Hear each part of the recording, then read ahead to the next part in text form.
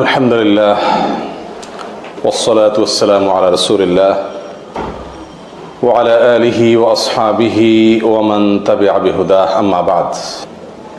প্রিয় ভাইরা, আজ আমাদের আলোচনার বিষয়বস্তু আগে থেকেই ঘোষণা হয়েছে। আলোচনার বিষয়বস্তু হলো মিজানে বা আমল পরিমাপ যন্ত্রে বান্দার কোন কোন আমলগুলো সবচাইতে বেশি ভারী হবে, সবচাইতে বেশি ওয়েটফুল হবে, কোন আমলগুলোর ওজন সবচাইতে বেশি হবে, সেরকম কিছু আমল নবী সাল্লাল্লাহু আলাইহি ওয়াসাল্লাম আমাদেরকে চিহ্নিত করে দিয়ে গেছেন। তো সেগুলো আজকে আমরা আলোচনা করব বা পর্যালোচনা করব। হয়তো আমাদের জানা বিষয়গুলো আবার নতুন করে জানবো ইনশাআল্লাহ। প্রিয় ভাইয়েরা, আখিরাতের প্রতি ঈমান বা ঈমান বিল আখিরাহ এর একটা পার্ট বা অংশ হলো মিজানে বিশ্বাস করা। আখিরাতের যে সমস্ত পর্বগুলো থাকবে, প্রতিটি মানুষকে যে সকল পর্বগুলো মোকাবেলা করতে হবে বা অতিক্রম করে তারপরে তার চূড়ান্ত গন্তব্যে যেতে হবে, তার ভেতরে একটি পার্ট হলো মিজান। এই মিজান শব্দের একেবারে আক্ষরিক অর্থ হলো পাল্লা। আজকের যত রকম পরিমাপ করার যন্ত্র আছে, দাড়ি পাল্লা থেকে নিয়ে এ সবগুলোই মিজান এক কথায় বলা হয়। আমল পরিমাপের সেই যন্ত্র কেমন হবে সে সম্পর্কে শুধু ছোট্ট একটি ধারণা আমাদেরকে দেওয়া হয়েছে হাদিস থেকে।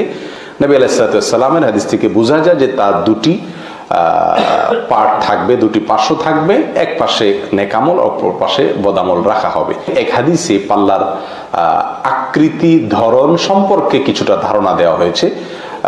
নবী আলাইহিস সালাম তিনি বলেছেন যে ইউদাউল মিজান ও ইয়াউমাল কিয়ামাহ, কিয়ামতের দিন আল্লাহ সুবহানাহু ওয়া তাআলা মিজান স্থাপন করবেন বান্দার আমল মাপার জন্য। আর ফালা উযিনা ফিহিস সামাওয়াতু ওয়াল আরদু লাসাআত, যদি আসমান এবং জমিন এই সব কিছুকে একসঙ্গে উঠায় দেওয়া হয় সে পাল্লায়, এত বৃহৎ হবে যে ওই পাল্লায় সেটাকেও মাপতে সক্ষম, এত বিশাল হবে, এত বড় হবে। ফাতাকুলুল মালাইকা, তখন ফেরেশতারা আল্লাহ তাআলাকে বলবেন, ইয়া রব লিমান ইয়াজিনু হাযা, এত বিশাল এই পাল্লার আয়োজন, এটা কাকে পরিমাপ করবে বা কি পরিমাপ করবে? তখন ফায়াকুলুল্লাহু তাআলা, তখন আল্লাহ সুবহানাহু ওয়া তাআলা বলবেন, লিমান শি'তু মিন খালকি, আমার সৃষ্টির ভিতরে যাকে ইচ্ছা তাকে আমি, তার কর্ম তাকে আমি পরিমাপ করব এই পাল্লায়। বান্দার প্রতিটি আমল মিজানে উঠবে, সেটা নেকামল হোক আর বদামল হোক, এবং তার একটি কাজও আল্লাহ সুবহানাহু ওয়া তাআলা ছাড়বেন না, যেটা আমরা একটু আগে আয়াত থেকে একেবারে পরিষ্কারভাবে জানতে পারলাম। আর আরো পরিষ্কারভাবে জানা যায় সূরা জিলজাল থেকে।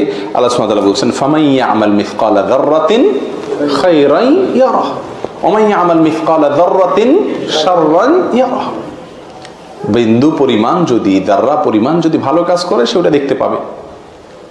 আল্লাহ সুবহানাহু ওয়া তাআলা কোনো কিছুকে কি করবেন না, নষ্ট করবেন না, সবকিছুকে হাজির করবেন, ভালো হোক অথবা মন্দ হোক।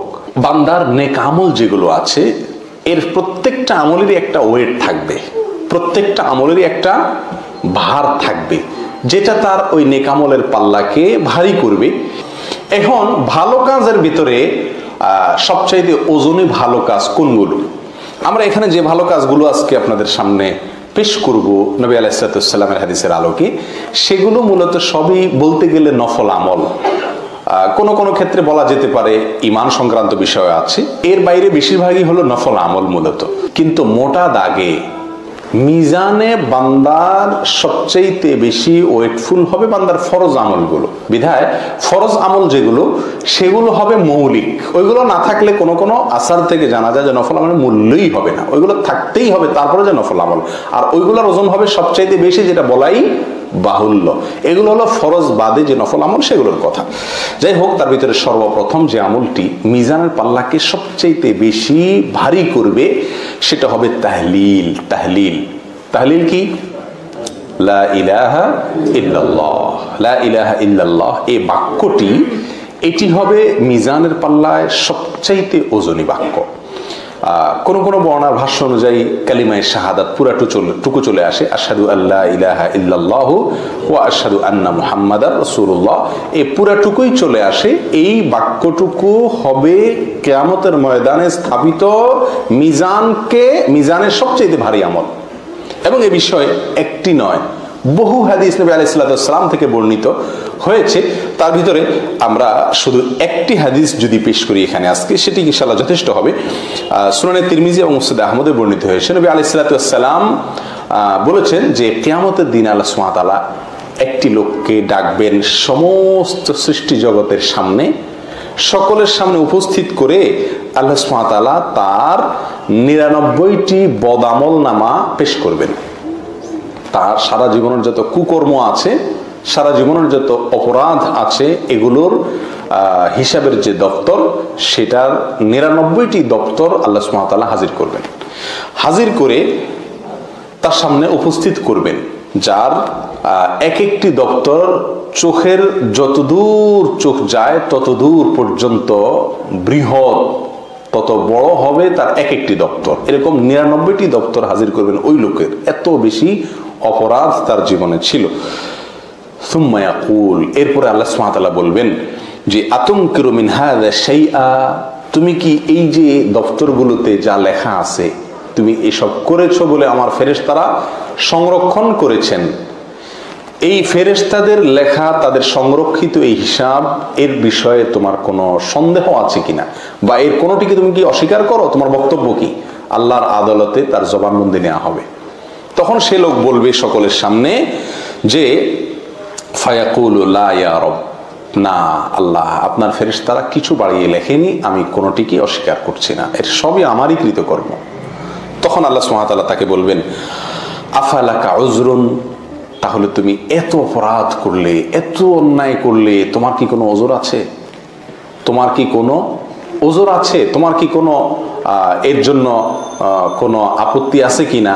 তোমার কোনো বক্তব্য আছে কিনা যে তুমি এতগুলো কেন করছো? কি তুমি বিপদে প্রয়োগ করছো? তোমাকে কেউ বাধ্য করছে? তোমার কিছু বলার আছে কিনা, বক্তব্য আছে কিনা? তখন সে বলবে ফায়াকুলু লা ইয়া রব, না আল্লাহ, আমার কোনো বক্তব্য নাই, কেউ আমাকে বাধ্য করেনি, আমি নিজেই করেছি, এবং আমার কোনো ওজর আপত্তি কিচ্ছু পেশ করার মতো আজকে আপনার সামনে আমার নেই। ফায়াকুলু লা ইয়া রব ফায়াকুলু বালা ইন্না লাকা ইনদানা হাসানাহ, তখন আল্লাহ সুবহানাহু ওয়া তাআলা বলবেন হ্যাঁ, তোমার একটি ভালো কাজ আমার কাছে আছে। ফাইন্নাহু লা যুলমা আলাইকাল ইয়াউম, নিশ্চয়ই আজ তোমার প্রতি কোনো অবিচার করা হবে না, যেটুকু ভালো কাজ করেছো তার বদলা তুমি পাবে। ফাতাখরুজু বাতাকা, ফাতাখরুজু বাতাকা, তখন একটি কাগজ বের হবে, একটা কাগজের টুকরা বের হবে, ফিহা, যেখানে থাকবে লেখা আশহাদু আল্লা ইলাহা ইল্লাল্লাহ ওয়া আশহাদু আন্না মুহাম্মাদান আবদুহু ওয়া রাসূলুহু, এটি লেখা থাকবে যে তোমার ভিতরে এই বিশ্বাস ছিল। ফায়াকুলু, তখন আল্লাহ সুবহানাহু ওয়া তাআলা বলেন উহযুর উজনাক, তোমার আমল মাপা হবে, আসো, হাজির হও, সামনে আসো, কাছে আসো। 99টি দপ্তর এক পাশে থাকবে, আর এই লা ইলাহা আশহাদু আল্লা ইলাহা ইল্লাল্লাহ ওয়া আশহাদু আন্না মুহাম্মাদান আবদুহু ওয়া রাসূলুহু, এটা আরেক পাল্লায় থাকবে, আরেক পাশে থাকবে, তুমি কাছে আসো। ফায়াকুলু, তখন লোকটা বলবে আল্লাহ ইয়া রব মা হাযিহিল বিতাকা মা হাযিহিস সিজিল্লাত, কি লাভ হবে এই পরিমাপ টরিমাপ করে? আর এই বিশাল আমার অপরাধের যে পাহাড়, সেটার বিপরীতে এই একটি কাগজের টুকরা আর কি আর হবে? আল্লাহ নিরাশ হয়ে যাবে লোকটি। ফাকালা ইন্নাকা লা তুজলাম, তখন আল্লাহ বলবেন যাই হয় তোমার প্রতি অবিচার অন্তত করা হবে না, অতএব তুমি প্রত্যক্ষ করো, দেখো তোমার বিচারের। তখন এক পাশে পাল্লার ওই সব অপরাধের আমল নামা রাখা হবে, আর অপর পাশে সেই কাগজ, সেই কাগজের টুকরা যেখানে কালিমাতুশ শাহাদা লেখা থাকবে সেটা রাখা হবে। তখন তার ওই কালিমাতুশ শাহাদাতের পাল্লাটা ভারী হয়ে যাবে। প্রিয় ভাই, এই হাদিস থেকে জানা যায়, পরিষ্কার ভাবে বোঝা যায়, বান্দার সবচাইতে ওজনী আমল হলো লা ইলাহা ইল্লাল্লাহ এর আমল। এখন কথা হলো, তাহলে তো এই হাদিস থেকে আমরা একটা বার্তা পেয়ে যাচ্ছি যে যত অপরাধী করা হোক পাহাড় সমপরিমাণ হয়ে যাবে, কোনো সমস্যা নাই, শুধুমাত্র লা ইলাহা ইল্লাল্লাহ জিকির সকাল সন্ধ্যা চালাইতে হবে, বলতে হবে বেশি বেশি করে, ব্যাস ওই বেটার মাত্র একটা কাগজের টুকরাই ছিল, আমরা কাগজ ভরে ফেলবো বলতে বলতে। কি বলেন? তাহলে তো বোধহয় রক্ষা হয়ে যাবে নাকি? না ভাই, হিসাব এত সহজ নয়। এখানে সেই লোকটির বিস্তারিত কোনো বিবরণ নবী আলাইহিস সালাম পেশ করেননি, হাদিসে শুধু এইটুকু বলা আছে। এখানে কি লোকটার ওই আশহাদু আল্লা ইলাহা ইল্লাল্লাহ ওয়া আশহাদু আন্না মুহাম্মাদুর রাসূলুল্লাহ, মুহাম্মাদুর আবদুহু ওয়া রাসূলুহু, এটা সে মুখে বলছে আর তাতেই মুক্তি পেয়ে গেছে, ব্যাপারটি সেরকম? নাকি এর ঈমানটুকু তার কাছে অনেক হাই লেভেলের ছিল, সেজন্য সে রক্ষা পেয়ে গেছে? নাকি আল্লাহ সুবহানাহু ওয়া তাআলা রহম করে তার এটার ওজন আরো বাড়িয়ে দিয়ে তাকে রক্ষা করেছেন? এর বিস্তারিত কোনো বিবরণ আমাদেরকে হাদিসে নবী আলাইহিস সালাম দেন নাই। বিধায় শুধুমাত্র লা ইলাহা ইল্লাল্লাহ বলবো আর যত কুকর্ম আছে সব করব, এর কোনো সুযোগ নাই। তওবার ব্যাপারটাও এরকম। আমরা যখন অনেকে তওবার ফজিলত শুনি, তওবা সংক্রান্ত হাদিসগুলো শুনি, তখন আমরা অনেকে মনে করি যে তাহলে তো মোটামুটি ডাইন বাম যে সমস্ত আকাম কুকাম করার আছে সেগুলো তো চালানো যেতে পারে, কারণ আল্লাহ তো ক্ষমাশীল। এবং অনেকে বলেও আমাদের সমাজে, আল্লাহ মাফ করুন, অপরাধ করে আবার নির্লজ্জের মতো দুঃসাহসিকতা দেখায় বলে যে আল্লাহ ক্ষমাশীল। এরা আল্লাহর ক্ষমাশীলতার গুণের কথা শুনছে, কিন্তু আল্লাহর কাহার এই গুণের কথা শুনেনি। আল্লাহ সুবহানাহু ওয়া তাআলা যে কাহার, আল্লাহ যে জব্বার, আল্লাহর কাহার এর রূপ কেমন হবে, আল্লাহর জব্বারের চিত্র কেমন হবে, এই সম্পর্কে এই আল্লাহর বান্দার ধারণা নাই। সেজন্য তিনি তওবার উপরে ভর করে জেনে শুনে সজ্ঞানে কি করছেন? অপরাধ করছেন। প্রিয় ভাই, বিষয়টি হলো ওই ব্যক্তির মতো যে ব্যক্তির কাছে চাকু আছে, আবার হাত কাটা গেলে, পাও কাটা গেলে সেটা সঙ্গে সঙ্গে ভালো হওয়ার মতো বা রক্ত বন্ধ হওয়ার মতো মলমও আছে। এই মলম আছে দেখে কোনো বুদ্ধিমান মানুষ চাকু দিয়ে নিজের শরীর কাটবে না। মলমটা হলো কেটে গেলে অজান্তে, অসতর্কতায় যদি কেটে যায় সেখানে মলম ব্যবহার করে, এটা হলো জ্ঞানীদের কাজ, সুস্থ মানুষের কাজ।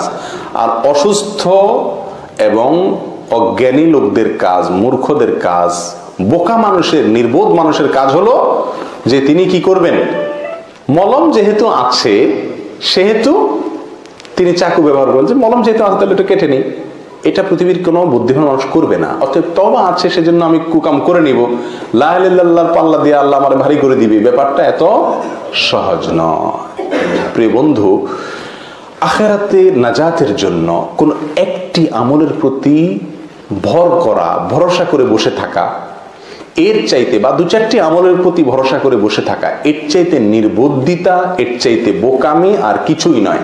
তার মানে এই লোকটা আল্লাহ সুবহানাহু ওয়া তাআলার যে আসমা এবং সিফাতের প্রতি যে ইলম অর্জন করা জরুরি ছিল তার ঈমানের জন্য, তাওহীদুল আসমা ওয়াস সিফাত এর পয়েন্টে এসে এই লোকটি এত দুর্বল যে আল্লাহ সুবহানাহু ওয়া তাআলার প্রতিটি নামের যে বিস্তারিত বিশ্লেষণ আছে সেগুলো সম্পর্কে তার ধারণা নাই, অথবা সে বিষয়ে ঈমান নাই। না থাকার কারণে দু চারটি আমলের উপরে ভর করছেন। সবচেয়ে বড় কথা হলো, আমরা যত আমলের কথা শুনি আখিরাতে নাজাতের জন্য, প্রিয় বন্ধু, সে আমল রব্বুল আলামিনের কাছে যে মাকবুল হবে সেই গ্যারান্টি আমাদেরকে কে দিল? যদি আল্লাহ একটাও কবুল না করেন তখন রক্ষাটা কি?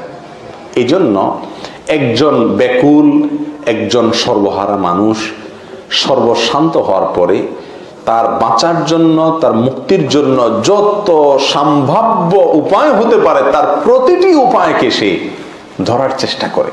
ঠিক না বেঠিক? ঈমান বিল আখিরাহ, ঈমান বিন নার, ঈমান বিল জান্নাত, এগুলো যদি আমাদের মধ্যে পূর্ণ মাত্রায় থাকে, এটার মিটার যদি অনেক উঁচু মাপের থাকে, তাহলে আমরা এই ছেলে মানুষই করব না।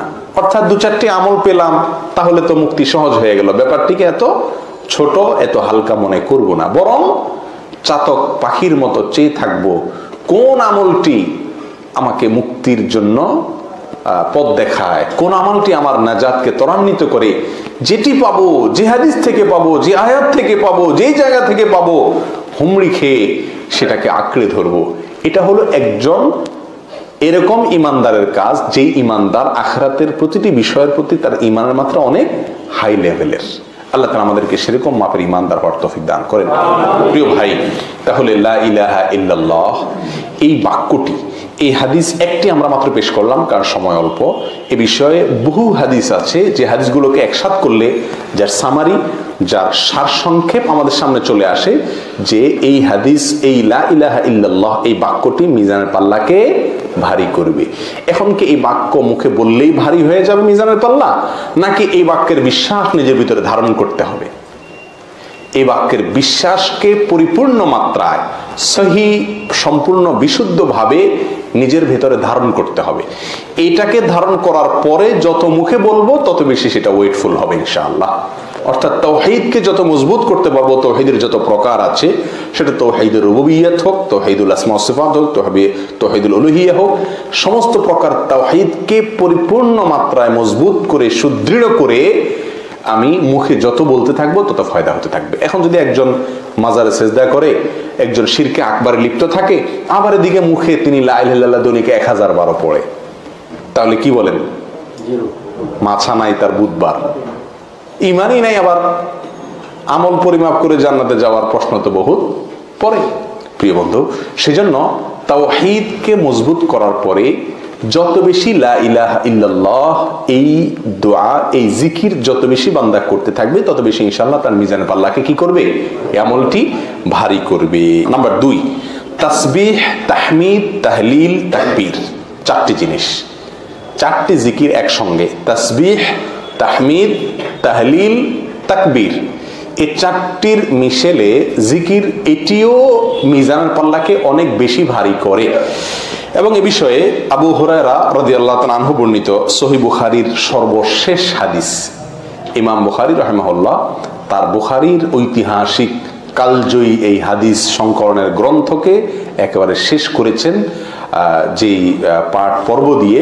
তার ভিতরে এই হাদিসটি, নবী আলাইহিস সালাতু ওয়াস সালাম বলেছেন, কালিমাতানে খাফিফাতানে আলাল লিসান, 2টি বাক্য যেটা মুখে অত্যন্ত সহজে উচ্চারণযোগ্য, একেবারে খুব সহজে অল্প সময় উচ্চারণযোগ্য।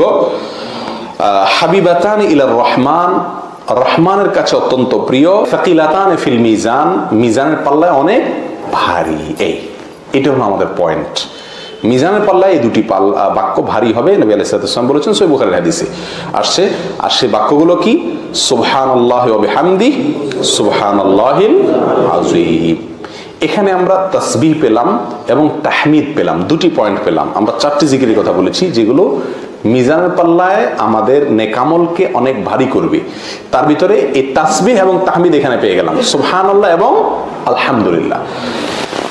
আলহামদুলিল্লাহ প্রসঙ্গে পৃথক একটা স্বতন্ত্র হাদিস আছে যেটা আমরা অনেকে জেনে থাকবো, যেটা সহিহ মুসলিমে আসছে। নবী আলাইহিস সালাতু ওয়াস সালাম বলেছেন, আবু মালিক আল আশআরী রাদিয়াল্লাহু তাআলা বর্ণনা করেছেন যে আত-তুহুরু শাতরুল ঈমান ওয়াল হামদুলিল্লাহি তামলাউল মিজান। আলহামদুলিল্লাহ এই বাক্যটি মিজানকে পরিপূর্ণ করে দিবে, ভরে দিবে একেবারে। তাহলে বোঝা গেল এই তাসবিহ, তাহমিদ, তাকবীর, তাহলিলের ভেতরে তাহলিল 1 নম্বরে আছে, এটা তো গেলেই আমরা তাহলিলের কথা। আর বাকি 3টার ভেতরে তাহমিদ, এটার গুরুত্ব অপরিসীম, এটা মিজানের পাল্লাকে ভরে দিবে। তাহমিদের আমল কত সহজ আমল, কোনো বসে করার দরকার নাই, নির্দিষ্ট সংখ্যায় যখন করার কথা আছে তখন বলবো, বাকি যেখানে নির্দিষ্ট সংখ্যা নাই সেখানে আমি উন্মুক্তভাবে স্বাধীনভাবে বলতে পারছি। প্রতিটি কাজে যদি আমি, প্রতিটি পাও ফেলতে যদি আমি আলহামদুলিল্লাহ বলি, প্রতিটি লোকমা আমি আলহামদুলিল্লাহ বলি, প্রতিটি ভালো কাজে আমি আলহামদুলিল্লাহ বলি, মাঝে মধ্যে আলহামদুলিল্লাহ বলতে থাকি, তাহলে খুব সহজেই আমার নাজাতের রাস্তা ত্বরান্বিত আমি করতে পারি ইনশাআল্লাহ। অভ্যাসটা চেষ্টা করলেই কিন্তু তৈরি করা যায়। আমরা ওয়াও বলি, অনেক কিছু বলি, এই ওয়াও ফাও এসব না বলে যদি আলহামদুলিল্লাহর কালচার ঘরে নিজের বাসায় তৈরি করা যায়, এটাকে যদি প্রতিষ্ঠিত করা যায় যে আলহামদুলিল্লাহর খই ফুটবে, বাচ্চাদের মুখের খই ফুটবে, স্ত্রীর মুখে খই ফুটবে, মা বাপ ভাই বোন অধীনস্থ নিজের সবার মুখে শুধু খই ফুটবে, আলহামদুলিল্লাহ আলহামদুলিল্লাহ, সবকিছুতে আলহামদুলিল্লাহ, জামা পরে ফেলছো বাবা আলহামদুলিল্লাহ, রেডি হয়ে গেছো আলহামদুলিল্লাহ, এরকম যদি আলহামদুলিল্লাহর একটা রব তুলে দেওয়া যায়, একটা পরিবেশ নিজেদের বলয়ের মধ্যে আমরা গড়ে তুলতে পারি, তাহলে ইনশাআল্লাহ আল্লাহ সুবহানাহু ওয়া তাআলার কাছ থেকে আমরা অনেক জোরালো আশা করতে পারি আমাদের মিজানকে ভারী করার জন্য। যাই হোক, আর বাকি যে দুটি আমল, সে দুটি আমল সেগুলো এসেছে এ সম্পর্কে জুয়ারিয়া রাদিয়াল্লাহু তাআলা আনহার একটা হাদিস আছে, যেটি সহিহ মুসলিমে বর্ণিত হয়েছে। হাদিসটি আমরা অনেকেই কম বেশ জানি। নবী আলাইহিস সালাম একবার উম্মুল মুমিনিন জুয়ারিয়া রাদিয়াল্লাহু তাআলা আনহাকে বাসায় রেখে বের হয়েছেন ফজরের সালাতে, ফজর পড়ছেন, ফিরে আসছেন। আসার পরে নবী আলাইহিস সালাম তাকে দেখলেন ওই জায়গায় বসে আছেন। নবী আলাইহিস সালাম কিন্তু বের হয়ে সলাতুদ দুহা পড়ে আসলেন, দীর্ঘ সময় গেছে। তিনি এসে বললেন, তুমি সেই বসায় এখনো আছো? বলি, ইয়া রাসূলুল্লাহ, হ্যাঁ, সেই বসায় এখনো আছি। তো বসে বসে তিনি জিকির করছিলেন, আমল করছিলেন। নবী আলাইহিস সালাম তাকে বলেছিলেন, উম্মুল মুমিনিন জুয়ারিয়াকে, দেখো, তুমি এতক্ষণে যত আমল করলে, যত জিকির করলে, যত দোয়া করলে, আমি 4টি মাত্র বাক্য 3 বার আমি পাঠ করে যেই পরিমাণ সওয়াবের ভার আমি তৈরি করেছি, আল্লাহর কাছে জমা রেখেছি, সঞ্চয় করেছি, তোমার এই পুরো সময়ের নেক আমলের চাইতে ওইটা ভারী। সুবহানাল্লাহি ওয়া বিহামদিহি আদাদা খালকিহি ওয়া রিদা নাফসিহি ওয়া জিনাতা আরশিহি ওয়া মিদাদা কালিমাতিহি। 4টি বাক্য, সুবহানাল্লাহি ওয়া বিহামদিহি আদাদা খালকিহি, অর্থাৎ আল্লাহর পবিত্রতা এবং প্রশংসায় বর্ণনা করছি তার যত সৃষ্টি জগতের যত সদস্য আছে, 18,000 মাখলুকাত না, যত আছে তত পরিমাণে, ওয়া রিদা নাফসিহি, এবং তত পরিমাণে যত পরিমাণ হলে আল্লাহ সন্তুষ্ট হয়ে যান, অত পরিমাণ আল্লাহর আমি পবিত্রতা এবং প্রশংসা বর্ণনা করছি। ওয়াজিনাতা আরশি, 3 নম্বর হলো আল্লাহর আরশের ওজন পরিমাণে আল্লাহর প্রশংসা এবং পবিত্রতা বর্ণনা করছি। 4 নম্বর অমিদাদা কালিমাতিহি, আল্লাহর যত কালিমাত আছে, তার যত কালি আছে সেটার সমপরিমাণে, ওটা লিখতে যত কালির প্রয়োজন হবে সেটার সমপরিমাণে আমি আল্লাহর পবিত্রতা এবং প্রশংসা বর্ণনা করছি। প্রিয় বন্ধু, এই আমলটি আজ থেকে আমরা যারা অভ্যাস আছে আলহামদুলিল্লাহ তো ভালো, আর যাদের অভ্যাস নেই তারা করে নি, সকালে ফজরের পরে এবং সন্ধ্যায় 3 বার করে সুবহানাল্লাহি ওয়া বিহামদিহি আদাদা খালকি ওয়া রিদা নাফসি ওয়া জিনাতা আরশি ওয়া মিদাদা কালিমাতি। করব তো ইনশাআল্লাহ, একবারে পাক্কা প্রতিজ্ঞা করে নেই, আমাদের প্রিয়জনদেরকে শিখিয়ে দেই ইনশাআল্লাহ বিদিনিল্লাহ। তাহলে এই বাক্যের ভিতরে ওই যে তাকবীর, তাহমিদ, তাহলিল এগুলো আছে। 3 নম্বর আমল হলো 5 ওয়াক্ত সালাতের পরে যে সমস্ত জিকিরগুলো আছে, দোয়াগুলো আছে, সেগুলোকে নিয়মিত করা এবং করার চেষ্টা করা। আমরা তো হুট করে সালামটা ফিরে দিতে পারলেই দূর দিয়ে কখন যাব, বাঁচাবো সেই চেষ্টা করি, যান বাঁচানোর চেষ্টা করি। অথচ এই 5 ওয়াক্ত ফরজ সালাতের পরে যে আমলগুলো আছে, জিকিরগুলো, তাসবিহগুলো, এগুলোর গুরুত্ব অপরিসীম। এই বিষয়ে একটি বর্ণনা আমরা শুধু আজকে পেশ করি। চলো যে আবু দাউদ, মুসনাদ আহমদ, তিরমিজি, নাসাই, ইবনে মাজাহ ইত্যাদিতে বর্ণিত হয়েছে। সহিহ তারগিব তারহিব আল্লামা আল-আলবানী রাহিমাহুল্লাহ হাদিসটিকে সহিহ বলেছেন। আব্দুল্লাহ ইবনে আমর রাদিয়াল্লাহু তাআলা আনহু বর্ণনা করছেন নবী আলাইহিস সালাম থেকে, তিনি বলেছেন যে 2টি অভ্যাস আছে বান্দার, এটা যদি কোনো মুসলিম বান্দা সংরক্ষণ করে, এটাকে নিয়মিত করে, এটাকে ধরে রাখে, কন্টিনিউ করে, এটাকে না ছাড়ে, তাহলে সে জান্নাতে প্রবেশ করবেই। তার জন্য জান্নাতে প্রবেশ করা সহজ হবে, জান্নাতে সে প্রবেশ করবেই। এবং সেই 2টি আমলের দোনোটি আমল অত্যন্ত সহজ, অত্যন্ত সহজ। অথচ নবী আলাইহিস সালাম বলছেন যে খুব কম মানুষই সে কাজটা, সে আমলগুলো করে। কি সেটা? প্রত্যেক সালাতের পরে 10 বার করে সে তাসবিহ পাঠ করবে, সুবহানাল্লাহ বলবে, ওয়া ইয়াহমাদু 10, 10 বার করে তাহমিদ করবে, অর্থাৎ আল্লাহর প্রশংসা আলহামদুলিল্লাহ এটা বলবে, আর 10 বার করে তাকবীর পাঠ করবে, অর্থাৎ আল্লাহু আকবার বলবে। তাহলে 30 বার যদি প্রত্যেক ওয়াক্তে হয়, তাহলে 5 ওয়াক্তে হবে 150 বার। নবী আলাইহিস সালাম বলছেন যে ফাযাকা 50 ওয়া 100 বিল লিসান, মুখে সে 150 বার বলল দিনে, ওয়া আলফুন ওয়া 500 ফিল মিজান, সে আখিরাতে মিজানের পাল্লায় গিয়ে এটাকে 1,500 পাবে। সুবহানাল্লাহ, এই 150কে সে 1,500 সেখানে পাবে। যাই হোক, এই হাদিসে আরো অংশ আছে, আপনার শোয়ার সময় 33 বার সুবহানাল্লাহ, 33 বার আলহামদুলিল্লাহ, 34 বার আল্লাহু আকবার, সেটার কথাও আছে। সেটাও যদি কেউ পড়ে তাহলে সেটাও সমহারে মিজানের পাল্লায় সে অতিরিক্ত আল্লাহ সুবহানাহু ওয়া তাআলার কাছে পাবে। তাহলে এটি একটি আমলের কথা বলা হয়েছে। এর বাইরেও যত আমল আছে 5 ওয়াক্ত সালাতের প্রত্যেকটা ফরজ সালাতের পরে সেগুলোকে, জিকিরগুলোকে, দোয়াগুলোকে বেশি বেশি করলে মিজানের পাল্লা ইনশাআল্লাহ এটা ভারী হবে। নাম্বার 4, সন্তান যদি ছোট অবস্থায় মারা যায় আর বাবা যদি সবর করতে পারেন, বাবা মা যদি সবর করতে পারেন, তাহলে এই আমলটি যে সবর করলেন, এই সবরটি স্পেশালি, যে কোনো সবরে ওয়েটফুল, কিন্তু এই সবরটি স্পেশালি তার মিজানের পাল্লাকে অনেক ভারী করে দিবে। আল্লাহ তাআলা আমাদের কাউকে বিপদ না দেখ, যদি এসে যায় তাহলে সবরের শক্তি আল্লাহ দেখ, সামর্থ্য আমাদেরকে দেখ। এক সাহাবী তার ছোট বাচ্চাকে অনেক ভালোবাসতেন, এত বেশি ভালোবাসতেন, কিছু কিছু বাবাও আছেন যারা ভালোবাসাকে লুকাতে পারেন না, প্রকাশ হয়ে যায়, অনেক বেশি ভালোবাসেন সন্তানকে। তিনি তার ছোট শিশুকে নবী আলাইহিস সালামের কাছে নিয়ে আসতেন। তো মসজিদে আসলে মুহূর্তের জন্য, ক্ষণিকের জন্য বাবা এবং ওই ছেলে শিশু পৃথক হতেন না, সারাক্ষণ গা ঘেঁষে ঘেঁষে থাকতেন এবং একে অন্যকে অনেক ভালোবাসতেন। তো একবার জিজ্ঞাসা করা হয়েছে তাদেরকে যে তোমরা এই অবস্থা হয় মসজিদে নববীতে আসলে, তাহলে বাসা বাড়িতে কি হাল, মানে তোমাদের ভালোবাসার মাত্রা, তাহলে এই যে এই মিল, এটা সেখানে আরো কত বেশি হবে। একদিন হঠাৎ লোকটি আসলো, বাচ্চাটা তার সাথে আর নাই। নবী করিম সাল্লাল্লাহু আলাইহি ওয়াসাল্লাম তখন জিজ্ঞেস করলেন, কি ব্যাপার, তোমার ছেলে কই, মুখটাও খুব মলিন। তখন বললেন, ইয়া রাসূলুল্লাহ, সে তো মারা গেছে। তো খুব মনে কষ্ট, অনেক আঘাত, ছোট শিশু, আবার যদি খুব আদরের হয় তাহলে তার মৃত্যু, তার বিয়োগ অনেক কষ্টের কারণ। খুব মনে কষ্ট, খুব দুঃখ তার মনে।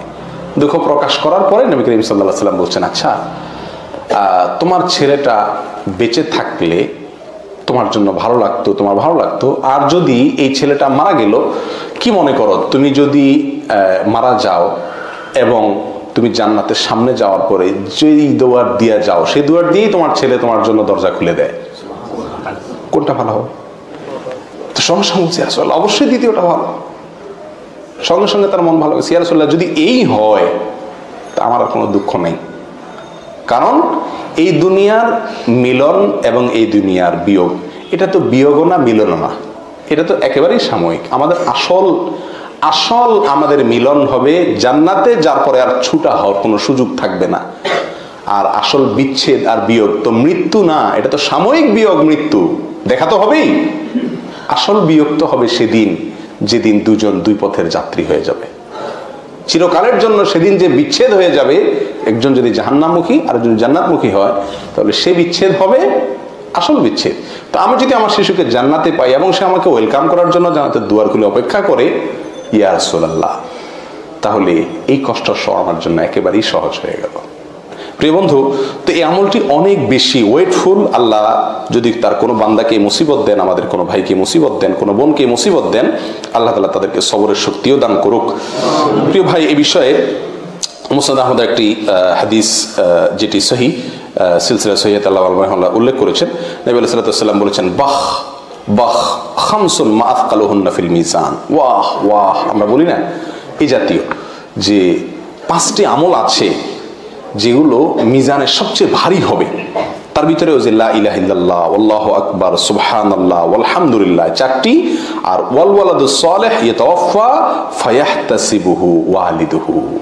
কারো যদি ছোট শিশু মারা যায় বা কোনো সন্তান মারা যায়, ছোট হোক বড় হোক, সে যদি সে কষ্টকে হজম করে, ধৈর্য ধারণ করে, আল্লাহর কাছ থেকে আজর পাওয়ার আশায়, তাহলে সে এই বিনিময় পাবে।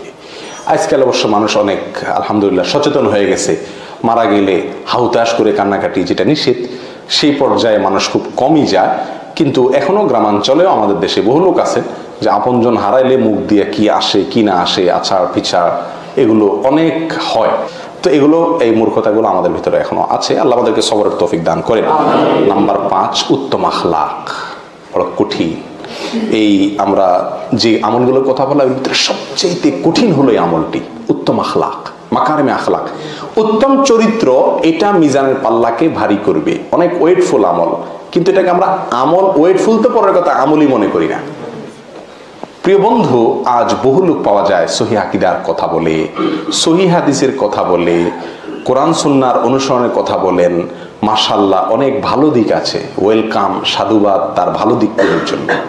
কিন্তু আখলাকের বেলা দেখা যায় এত নিচু, এত নিকৃষ্ট আখলাক, সেটা কেউ হয়তো তার পরিবারের সঙ্গে, কেউ তার নিজের স্ত্রীর সঙ্গে, ভাই বোনের সঙ্গে, মা বাপের সঙ্গে, অধীনস্থদের সঙ্গে, পরিচিত লোকের সঙ্গে, অপরিচিত লোকের সঙ্গে, যেখানে সেখানে মানুষের সঙ্গে কৃত আচরণ, এটা সুন্দর না করতে পারলে জান্নাতে যাওয়ার চেষ্টা অমূলক, একেবারেই দূরবর্তী চিন্তা। প্রিয় ভাই, খায়রুকুম খিয়ারুকুম খায়রুন নাস, এই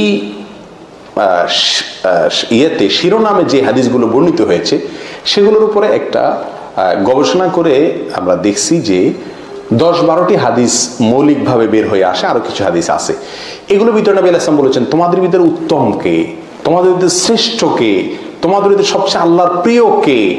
এই যে এই প্রশ্নের উত্তর নবী আলাইহিস সালাম যেই ব্যক্তিকে বসিয়েছেন, যে আমলটিকে বসিয়েছেন, সেগুলোকে গবেষণা করে দেখা গেছে তার 1-2টি হলো ব্যবহারিক সরাসরি নেক আমল, আর বেশিরভাগ প্রায় 7 থেকে 8টি পয়েন্ট, এই 10-12টার ভিতরে 7 থেকে 8টি হলো বান্দার আচরণ কেন্দ্রিক, আখলাক কেন্দ্রিক। অর্থাৎ আমার উত্তম আখলাকের সাথে সম্পর্ক, আমি আল্লাহর কাছে সবচাইতে প্রিয় পাত্র হওয়া। খায়রুকুম আহসানুকুম কদাআ, বুখারীর হাদিস। তোমাদের ভিতরে সবচেয়ে ভালো মানুষ যে লেনদেন পরিশোধ করা, দেনা পরিশোধের ব্যাপারে ভালো মানুষের পরিচয় দেয়, সমমত পরিচয় দেয়, কথা রক্ষা করে। তোমাদের ভিতরে খায়রুকুম খায়রুল আসহাবি ইনদাল্লাহি খায়রুকুম লিসাহিবিহি খায়রুল জিরানি ইনদাল্লাহি খায়রুকুম লিজারিহি। বন্ধু হিসাবে সবচেয়ে উত্তম বন্ধু আল্লাহর কাছে সে যে তার বন্ধুদের কাছে ভালো। তার মানে আচরণ ভালো হলে তো সবার কাছে ভালো থাকা যায়। তোমাদের ভিতরে সবচেয়ে উত্তম লোক সে যে ব্যক্তির মন্দ থেকে, তার ক্ষতি থেকে মানুষ নিরাপদ থাকে, তাকে মানুষ নিরাপদ মনে করে যে এর দ্বারা আমার ক্ষতি হবে না, তাকে দেখলে মানুষ প্রশান্তি পায় আর তার থেকে কোনো অনিষ্ট হবে না। অর্থাৎ এই সব হাদিসগুলোকে আপনি একসাথ করেন। অন্য হাদিসে রাসূলুল্লাহ সাল্লাল্লাহু আলাইহি ওয়াসাল্লাম বলেছেন যে আহাব্বুন নাসি ইলাল্লাহি আনফাউহুম লিন-নাস আও আনফাউহুম, মানুষের ভিতরে আল্লাহর কাছে সবচেয়ে প্রিয় ব্যক্তি সে যে মানুষের জন্য সবচেয়ে বেশি উপকারে আসে, তার কথায় কাজে কষ্ট মানুষের কম হয়, উপকার বেশি হয়। প্রিয় ভাই, এই আখলাক এর দুর্ভিক্ষ চলছে, আজ দুর্ভিক্ষ চলছে। বহু নেকামলকারী আছি, ওয়াল্লাহি এটাকে আমরা নেকামলই মনে করি না। আমাদের আচরণ এত ঘেউ ঘেউ, এত খারাপ, এত নোংরা, এত নিকৃষ্ট, এটা আমাদের কাছের লোকজন, আমাদের পরিজন, আমাদের প্রিয় লোকেরা, অধীনস্থরা, তারা আমাদের আসল রূপ জানে। আমরা প্রত্যেকটা লোক এই নেকামল থেকে অনেক অনেক দূরে, ইল্লা মান রাহিমা রাব্বি, হাতে গোনা কিছু লোক ব্যতিক্রম আছেন। আল মুসলিমু মান সালিমাল মুসলিমুনা মিন লিসানিহি ওয়া ইয়াদিহি, মুখ এবং হাত দিয়ে নিরাপদে থাকবে। কোথায় সে মুসলমান? প্রিয় বন্ধু, আসল আখলাকগুলোকে একেবারে ফুলের মতো করে ফেলি, একদম ফুলের মতো করে ফেলি। সবাইকে ক্ষমা করতে শিখি।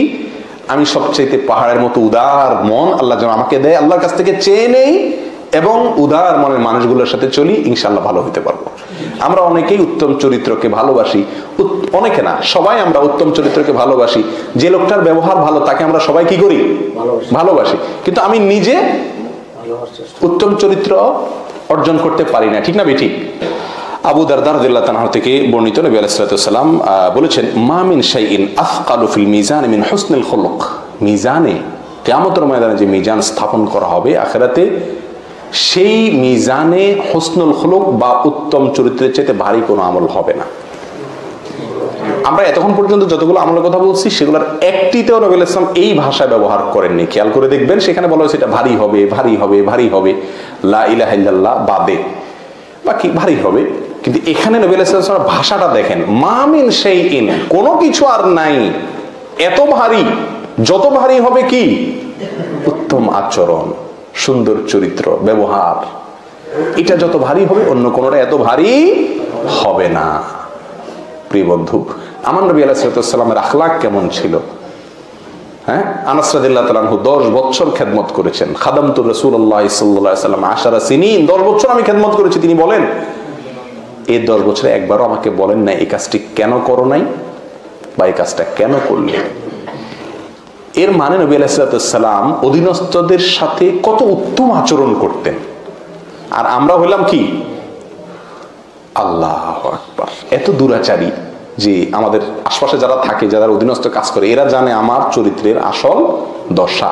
অনেক সময় আমরা একটা যুক্তি দেই, শয়তান আমাদেরকে একটা যুক্তি দেয়, লজিক দেয়। সেটা হলো যে এত ভালো মানুষ হলে মানুষ চালানো যায় না, এরা বেশি ভালো হলে সব মাথায় উঠা বসে। কথা একেবারে অমূলক না, অনেকাংশে সত্য।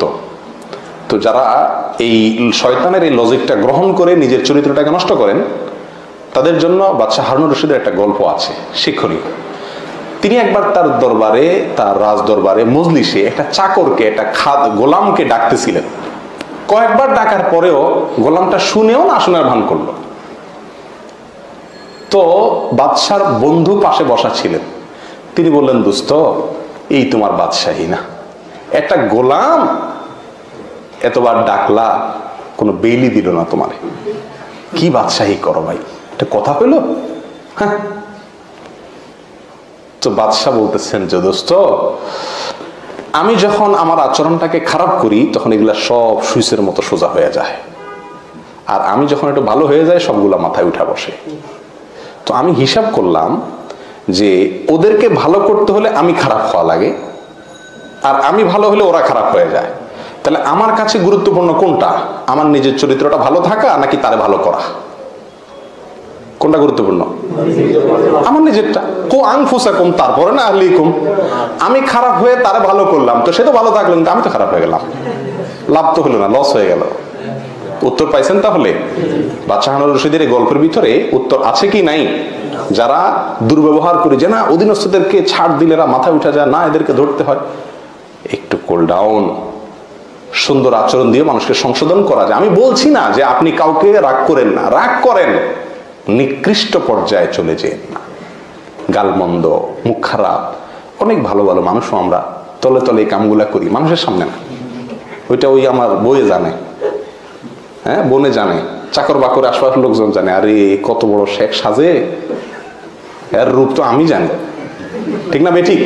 আর এই জন্য চেয়ারম্যান এই চারিত্রিক সনদপত্র কমিশনার চেয়ারম্যান সাহেব দিবে না, মেম্বার সাহেব দিবে না, কে দিবে? বউয়ে দিবে। তোমাদের ভিতরে সবচেয়ে উত্তম হলো সে খায়রুকুম খায়রুকুম লিআহলিহি, যে তার পরিবারের লোকের কাছে ভালো, সে আসল ভালো।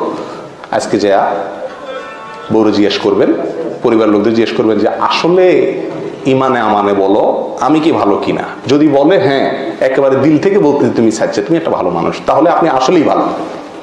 আর যদি বলে যে তোমার ভালো রূপ তো আমি জানি, তাহলে বুঝলেন আপনি আর ভালো হতে পারলেন না। তাহলে এই হাদিসগুলোকে আমরা সামনে রাখলে দেখি, প্রিয় বন্ধু, ভালো হওয়াটা অধিক তাসবিহ, অধিক তাহলিল, বিশেষ নফল নামাজ, বিশেষ দান সদকা, এগুলোর সাথে যতটা সম্পর্কযুক্ত, তার চাইতে কোনো কোনো দিক থেকে, সব দিক থেকে কোনো কোনো দিক থেকে অনেক বেশি সম্পর্কযুক্ত হলো আমার কিসের সাথে? আচার আচরণের সাথে। এটা আমার মিজানের পাল্লা আমার নেকামলকে অনেক ওজনে করে দিবে। তাহলে আমি কেন আমার মিজানের পাল্লা, আমার আমলকে আমি হালকা করব? চরিত্র চেঞ্জ করবো তো ইনশাআল্লাহ। আল্লাহ আমাদেরকে তৌফিক দান করুন। প্রিয় বন্ধু, চরিত্রকে সুন্দর করার জন্য দুটি পয়েন্টের কথা বলেছিলাম। নাম্বার 1, যাদের ঘেউ ঘেউ করার অভ্যাস আছে, এই চালাল মার্কা মানুষের সাথে কম চলবেন। ভালো উত্তম ব্যবহারের যে মানুষগুলো আছে তাদের সাথে বেশি চলবেন। ডাইভার্ট করে আপনার ভিতরে ইনশাআল্লাহ ভালো গুণটা আসবে। আর নবী আলাইহিস সালাম যে দোয়া শিখাইছেন সেই দোয়াটা আমরা বিশেষ করবো ইনশাআল্লাহ। আর এই দোয়াটা বিভিন্ন হাদিসে বর্ণিত হয়েছে, সহিহ মুসলিমে বর্ণিত হয়েছে, তার ভাষাটা একটু ব্যতিক্রম, তিরমিজিতে এবং মুসনাদে আহমদে বর্ণিত হয়েছে, তার ভাষাটা একটু ব্যতিক্রম, কিন্তু মূল বিষয় একই। দোয়াটি হলো এই, আল্লাহুম্মা হদিনি লি আহসানিল আখলাক। আল্লাহ আমাকে সবচেয়ে সুন্দর আখলাকের পথ দেখায় দেন, আল্লাহ সবচেয়ে সুন্দর আখলাকের পথ দেখায় দেন। ফাইন্নাহু লা ইয়াহদি লি আহসানিহা ইল্লা আনত, কারণ আপনি ছাড়া আর কেউ সুন্দর আখলাকের, সুন্দর আচরণের পথ দেখাতে পারবে না। এখানে পথ দেখানো বলতে একেবারে সুন্দর আচরণকারী বানিয়ে দেওয়া। হেদায়েতের দুটি অর্থ, একটা হলো ইরাআতুত তরিক, আর একটা ইসাইলুল মতলুব, ভিন্ন আলোচনা। এখানে সম্ভবত ইসাইলুল মতলুব উদ্দেশ্য, অর্থাৎ আমাকে ভালো চরিত্র বানিয়ে দেন আল্লাহ। ওয়াসরিফ আন্নি সাইয়্যাহা, আর মন্দ চরিত্র থেকে আমাকে আল্লাহ দূরে সরাই দেন। লা ইয়াসরিফু আন সাইয়্যাহা ইল্লা আনত, এই মন্দ চরিত্র থেকে কেউ বাঁচাতে পারে না, রক্ষা করতে পারে না আল্লাহ আপনি ছাড়া। সত্যি সত্যি উত্তম আচরণ আল্লাহর তৌফিক ছাড়া হয় না। অনেকেই চেষ্টা করেন কিন্তু পারেন না, মাথাটা যখন গরম হয়ে যায় তখন আর সব এলোমেলো হয়ে যায়, পরে আফসোস করে, ঠিক না ঠিক? এই জন্য আল্লাহর কাছে এই দোয়ার মাধ্যমে আমরা চেয়ে নিতে পারি, আল্লাহুম্মা হদিনি লি আহসানিল আখলাক ফাইন্নাহু লা ইয়াহদি লি আহসানিহা ইল্লা আনত ওয়াসরিফ আন্নি সাইয়্যাহা লা ইয়াসরিফু আন সাইয়্যাহা ইল্লা আনত। নাম্বার 6, শেষ আমল হলো জানাজার পরে লাশের পেছনে পেছনে যেয়ে দাফন করে শেষ হওয়া পর্যন্ত অপেক্ষা করা। একটি আমল, জানাজা একটি আমল। জানাজার পরে লাশের পেছনে পেছনে কবরস্থান পর্যন্ত যাওয়া, দাফন শেষ হওয়া পর্যন্ত অপেক্ষা করা। এই আমলটা কিন্তু এখন বিলুপ্তির পথে। আমাদের দেশে অনেক কমই দেখা যায়। জানাজায় আমরা অনেকে হাজির হই মাশাআল্লাহ, কিন্তু জানাজার পরে লাশের পেছনে পেছনে যাওয়া কবরস্থান পর্যন্ত, সেটা একান্ত কাছের লোকজন ছাড়া, দায় না থাকলে আমরা যেতে চাই না। অপরিচিত লোকের জানাজার পিছনে আপনি কবরস্থান পর্যন্ত গেছেন, এরকম ঘটনা জীবনে কয়বার হয়েছে? খুব কম লোকই পাওয়া যাবে। কিন্তু সৌদি আরবে আলহামদুলিল্লাহ আমলটা প্রচুর পরিমাণে আমরা দেখি পাওয়া যায়, যে কোনো লোকের এর পিছনে হাতে সময় থাকলে কবরস্থান পর্যন্ত যে দাফন পর্যন্ত আমরা অপেক্ষা করি। কিসের জন্য? এই সওয়াবের জন্য। এটা অনেক ওয়েটফুল আমল। নবী আলাইহিস সালাম বলেছেন, মুসনাদ আহমদে বর্ণিত হয়েছে, আল্লাহ আলবানী হাদিসকে সহিহ বলেছেন, নবী সাল্লাল্লাহু আলাইহি ওয়াসাল্লাম বলেছেন, মান তাবিআ জানাজাতান হাত্তা ইউসাল্লা আলাইহা, যে ব্যক্তি কোনো জানাজার পিছে পিছে যায়, জানাজার সালাত শেষ হওয়া পর্যন্ত, ওয়াফরগা মিনহা, সালাতের পরে শেষ হলো, ফালাহু কিরাতানি, সে ব্যক্তি 2 কিরাত পাবে। ওয়ামান তাবিআহা হাত্তা ইউসাল্লা আলাইহা ফালাহু কিরাতুন, আর যে ব্যক্তি জানাজার পিছে পিছে লাশের পিছনে যে শুধু সালাত আদায় করা পর্যন্ত থাকলো, সে 1 কিরাত পাবে। ওয়াল্লাযী নাফসু মুহাম্মাদিন বিয়াদিহি লাহু আফকালু ফি মিজানিহি মিন উহুদিন। যারা মদিনায় গেছেন, উহুদ পাহাড় দেখছেন, কি বিশাল, মনে হয় যে পুরো ঘেরা। এই নবী সাল্লাল্লাহু আলাইহি ওয়াসাল্লাম বলছেন, যদি কেউ এই কিরাতের সওয়াব, কিরাত উহুদ পাহাড়কে যদি তার মিজানের পাল্লা উঠিয়ে দেওয়া হয়, যত ওজন হবে, যত ওয়েট হবে, তার চাইতে বেশি তার মিজানের পাল্লাকে ওয়েট করে দিবে তার এই আমলে। লাশের পিছনে পিছনে গেলে 2 কিরাত, আর না গেলে 1 কিরাত। তাহলে পিছনে পিছনে যাওয়া এটা মিজানের পাল্লা আমাদের নেক আমলকে ভারী করে দেওয়ার অন্যতম একটি কারণ। আল্লাহ তাআলা আমাদের সকলকে এর প্রত্যেকটি আমলকে বাস্তবায়ন করার তৌফিক দান করুন। আল্লাহ আমাদেরকে কিয়ামতের ময়দানে হাসি মুখে জান্নাতে যাওয়ার জন্য যা যা করা দরকার সেই পথে চলার তৌফিক দান করুন। একেবারে সুসের মতো সোজা হয়ে চলার তৌফিক দান করুন। উত্তম আচরণ নসিব করুন। ভালো মানুষ হওয়ার তৌফিক নসিব করুন। জাযাকুমুল্লাহ ওয়া আখিরু দাওয়ানা আলহামদুলিল্লাহি রাব্বিল আলামিন।